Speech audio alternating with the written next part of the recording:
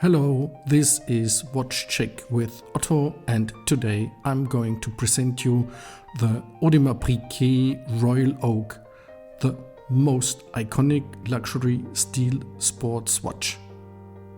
Actually, books are written about this watch, how the concept of a luxury steel sports watch was developed, why AP became the protagonist of the idea of a modern steel sports watch for the today's lifestyle, and things and everything.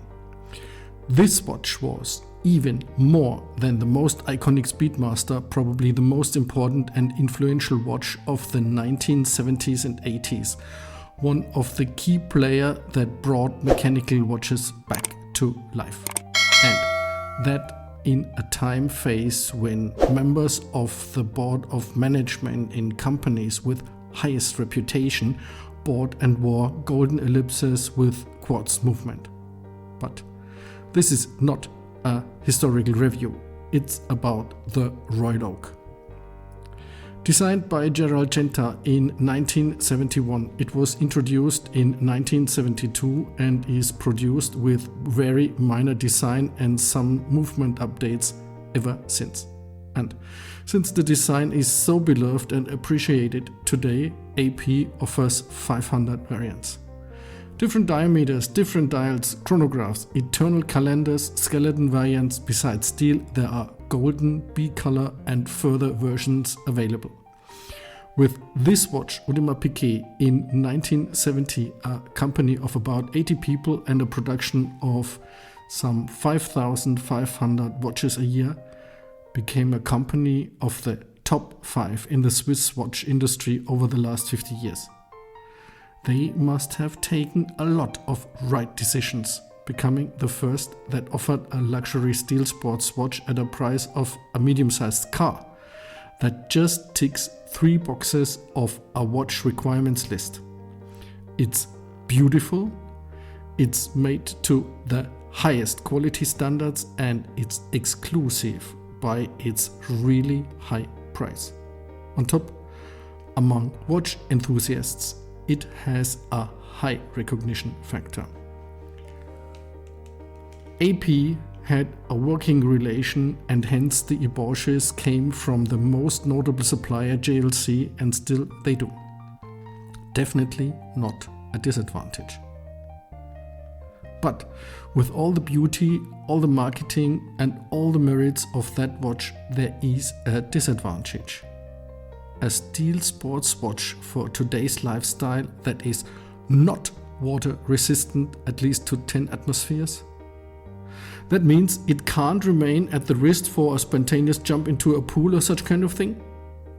It's not suitable for being worn on a sailboat, although when introduced to the market in the early 1970s, there were big one-pager ads in relevant newspapers with 2 men talking in front of that expensive sailing yacht.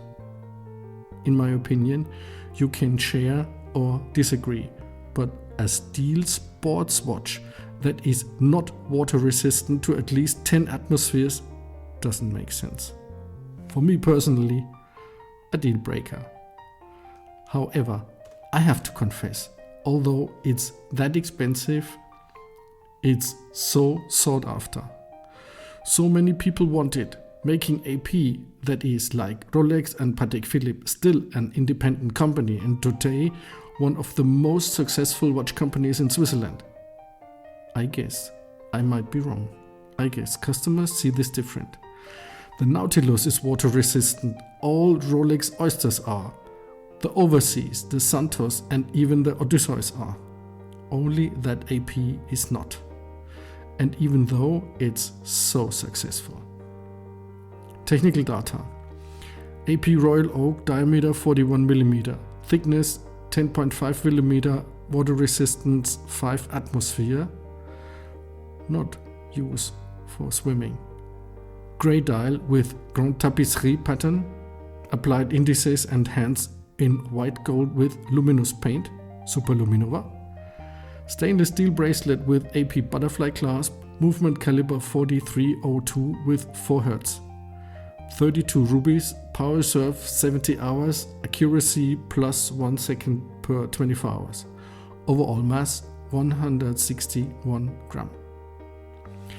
The Royal Oak was and is the first versatile luxury steel sports watch that can be worn for almost any occasions, at least as long as water isn't a part of it.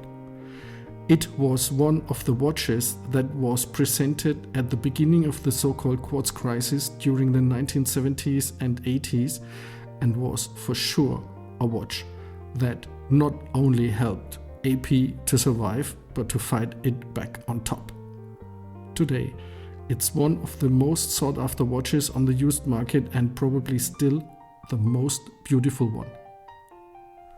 Thank you for watching and see you next time. Bye.